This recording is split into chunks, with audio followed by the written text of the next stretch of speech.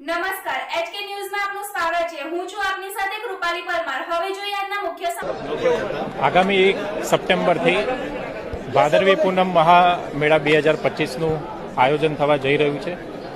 ત્યારે મા અંબાના પ્રાંગણમાં સૌ માઈ ભક્તોને આવકારવા માટે જિલ્લા વહીવટીતંત્ર, આરાસુરી અંબાજી માતા દેવસ્થાન ટ્રસ્ટ અને ગુજરાત સરકારના પ્રવાસન વિભાગ દ્વારા વિશેષ તૈયારીઓ કરવામાં આવી છે।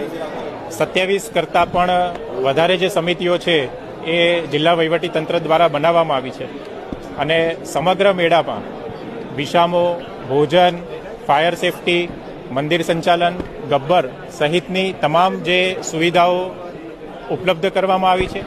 આ ઉપરાંત કોઈપણ માઈ ભક્તને કોઈપણ જાતની તકલીફ ના પડે તેના માટે પણ પોલીસ વિભાગ સહિત જિલ્લા તંત્રના 6500થી વધારે જે કર્મચારીઓ છે એ કર્મચારીઓ ખડે પગે ઊભા રહેવાના છે તથા ડિઝાસ્ટરના સમયગાળા દરમિયાન પણ કોઈ ઘટના જો બને તો તેના માટે આજરોજ મોક ડ્રીલનું આયોજન પણ કરવામાં આવ્યું હતું।